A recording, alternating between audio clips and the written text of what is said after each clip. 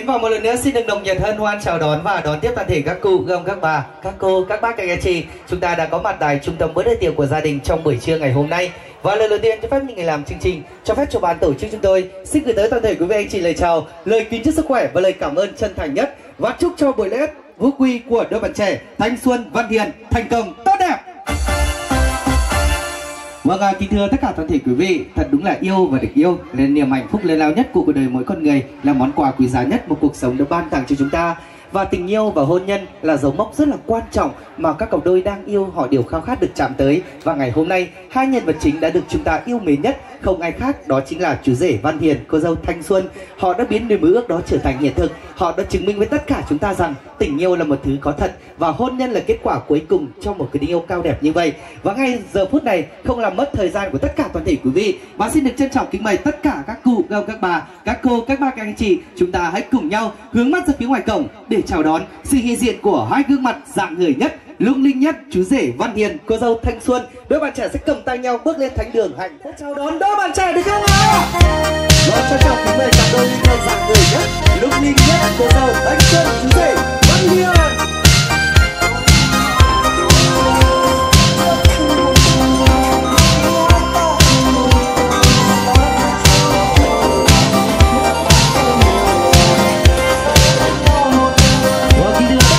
Quý vị, và ngay giờ phút này trên sân khấu của chúng ta là sự hiện diện của hai gương mặt rạng ngời nhất, lung linh nhất, cô dâu Thanh Xuân, chú rể Văn Hiền. Một lần nữa xin được ra mắt và kính chào tới tất cả toàn thể quý vị. Và mọi người có thể đổ một tràng vào tay thật lớn hơn nữa được không ạ?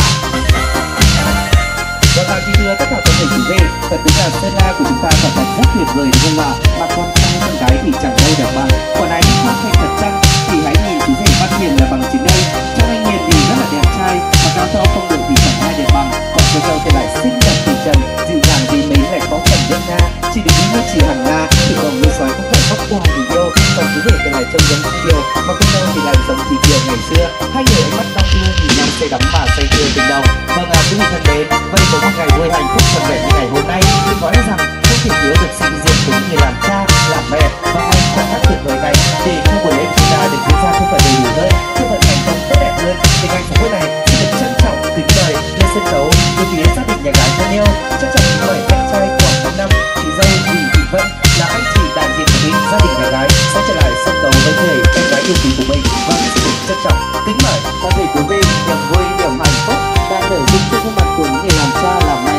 Và ngày hôm nay khi ngày hôm nay họ đã cùng nhau chung tay tổ chức một ngày trọng đại nhất, đó chính là dừng vợ gả chồng cho các con yêu quý của mình. Và mọi người xin được kính mời đại diện của hai bên gia đình ạ.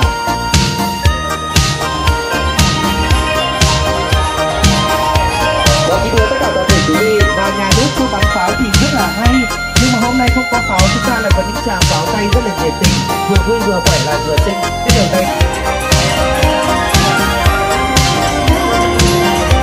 Và kính thưa tất cả toàn thể quý vị, và ngay giờ phút này trên sân khấu của chúng ta đã xin diện đầy đủ của đại gia đình hạnh phúc nhất. Và bên phía đại diện của gia đình nhà gái thương yêu xin được giới thiệu và trân trọng giới thiệu có sự hiện diện của anh Quảng Văn Năm, chị Thị Vân, anh chị đại diện của bên gia đình nhà gái chính là phía bên trái của cô dâu đây. Và bên phía đại diện của các sự đồng tình của các bạn trẻ thì ngày hôm nay gia đình nhà gái long trọng tổ chức chương trình đại lễ quốc quy cho cô dâu và chú rể với sự diện đông đảo của tất cả toàn thể quý vị, là niềm vui rất lớn đối với hai bên gia đình. Và ngay khoảnh khắc tuyệt vời này không để quý vị chờ lâu hơn nữa, em xin Duy Mạnh người kết nối cho chương trình và thay mặt cho ban tổ chức trịnh trọng tuyên bố chương trình đại lễ quốc quy của đôi bạn trẻ Thanh Xuân Văn Hiền, Thanh Xuân xin được phép chính thức bắt đầu. Và những tràng pháo tay của tất cả toàn thể quý vị đâu rồi ạ?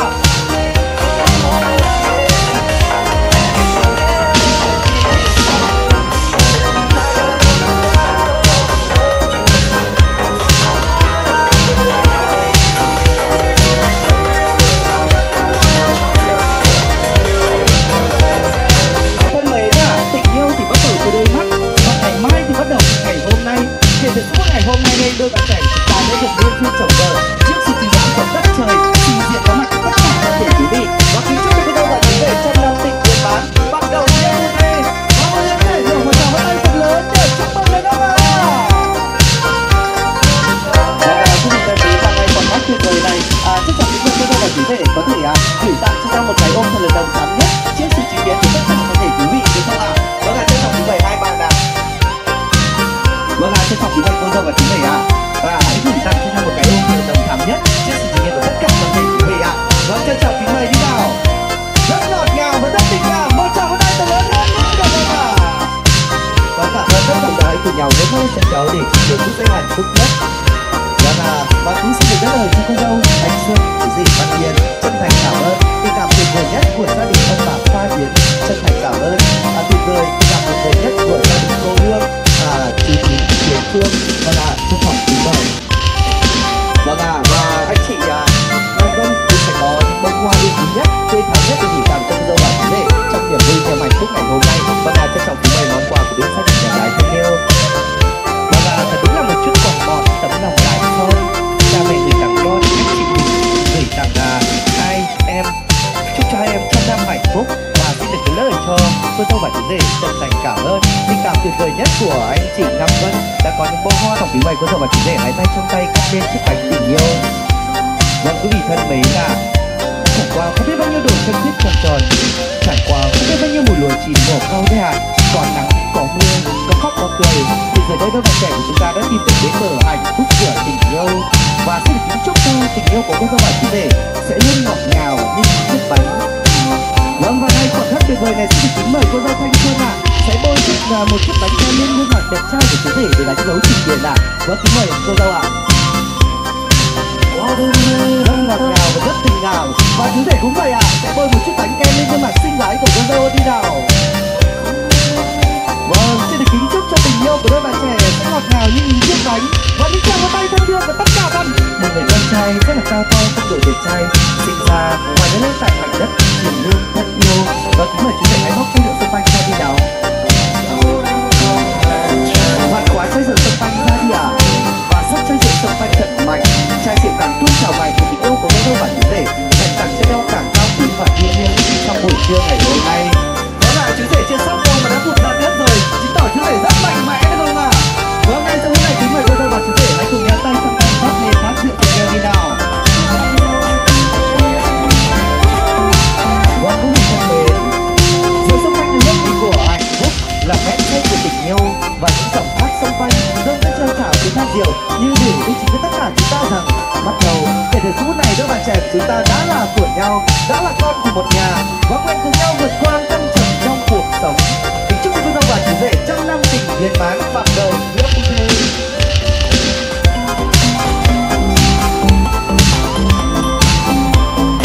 Vâng, kính thưa tất cả toàn thể quý vị, tình yêu của đôi bạn trẻ thì không thể tính bằng ngày bằng giờ được.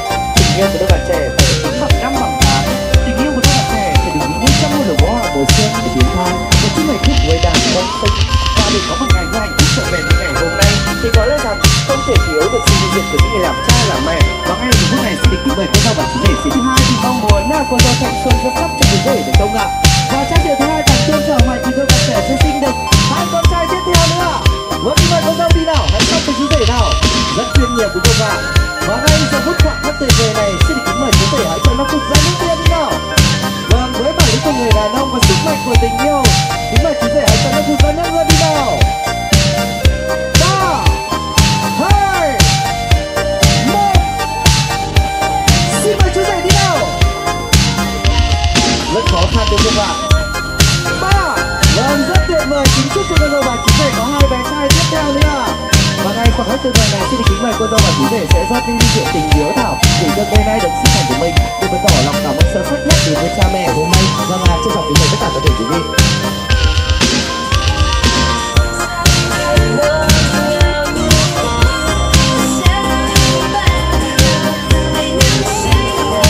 Vâng, và khoảng khắc tuyệt vời này xin được kính mời. Vâng, thật đúng là chỉ chung như để phần cha và thiếu chủ yếu phần mẹ còn đôi ta chữ tình. Vâng, và xin được kính mời hai bên gia đình sẽ bớt xanh để cùng đi với nhau đi nào. Vâng, thế là từ nay gia đình của chúng ta đã trở thành như một rồi. Xin được kính chúc hai bên gia đình đều về chặt mãi mãi xanh tươi. Vâng, quý vị thân mến, và em như một chén rượu nồng, anh chỉ kinh nghiệm ở lòng anh đã say. Nếu em là chén rượu cay, anh xin tặng để say suốt đời. Và ngay khoảnh khắc này là chúng ta cùng nhau uống cạn chén rượu hồng này được không ạ? Chú rể có thể sát cô dâu hơn nữa được không ạ? Vâng ạ, chú rể có thể lấy tay đặt trên bờ eo rất là mềm mại trong buổi trưa ngày hôm nay. Và tất cả mọi người đã sẵn sàng chưa? Chính là tất cả mọi thể quý vị chúng ta cùng nhau rất tuyệt vời của mình và có thể dành tặng cho cô dâu và chú rể khoảng chừng 10 giây. Chúng ta có thể